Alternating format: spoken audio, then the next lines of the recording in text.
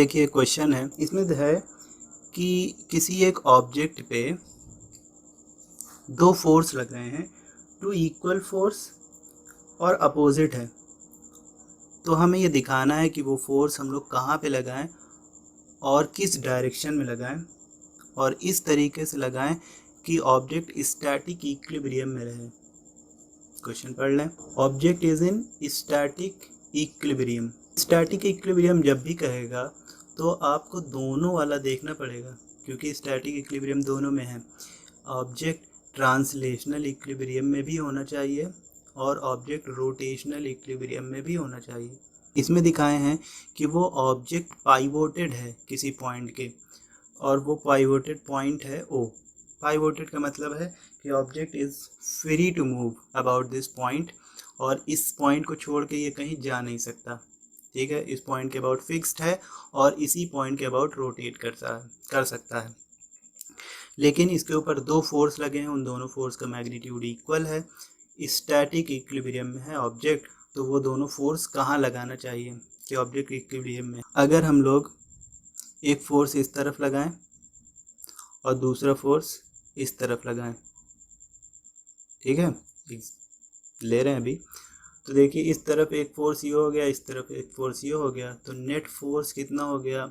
Net force हो जाएगा 0, और नेट फोर्स 0 होगा तो ये ट्रांसलेशनल इक्विलिब्रियम हो जाएगा।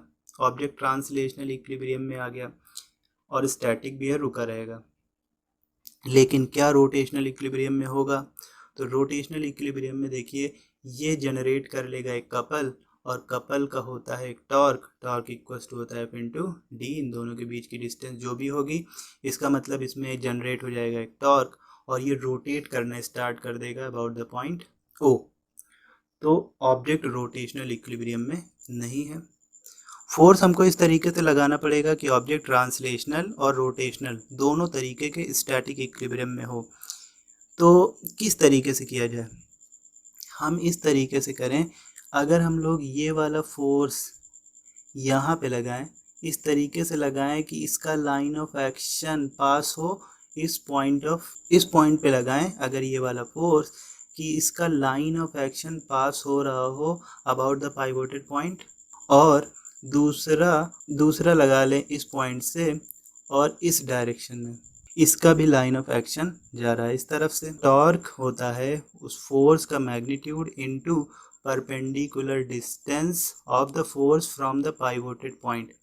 तो देखें ये वाले फोर्स का कितना टॉर्क होगा, तो इसकी डिस्टेंस कितनी है? इसकी डिस्टेंस पाइवोटेड पॉइंट से 0 है। क्यों? क्योंकि ये इसी पॉइंट से ही पास हो जा रहा है। जिस पॉइंट से हमको डिस्टेंस निकालना है, उसी पॉइंट से अगर ये पास हो जा रहा है तो डिस्टेंस हो जाएगी 0। तो इस फोर्स का टॉर्क हो गया 0। उसी तरीके से इसका भी लाइन ऑफ एक्शन यहीं से पास हो रहा है, तो इसका भी टॉर्क होगा 0। तो दोनों फोर्स का टॉर्क हो जाएगा 0। ये एक फोर्स लगाए और ये भी एक फोर्स लगा दिए, अपोजिट डायरेक्शन में है, इक्वल फोर्स है, तो नेट फोर्स हो गया 0। ये दोनों फोर्स का line of action pivoted point से, तो इन दोनों के वजह से जो टॉर्क आएगा वो भी क्या होगा? 0। तो अगर ये दोनों हैं तो ऑब्जेक्ट किस इक्विलिब्रियम में होगा? ऑब्जेक्ट स्टैटिक इक्विलिब्रियम में होगा। उम्मीद है आज जितना भी डिस्कस किया है ये आपको पसंद आया होगा। अगर पसंद आया तो इसको लाइक करिए और दूसरों में शेयर करिए, और चैनल को सब्सक्राइब अभी तक नहीं किया है लास्ट तक आके भी, तो चैनल को सब्सक्राइब ज़रूर करिए। Thank you very much.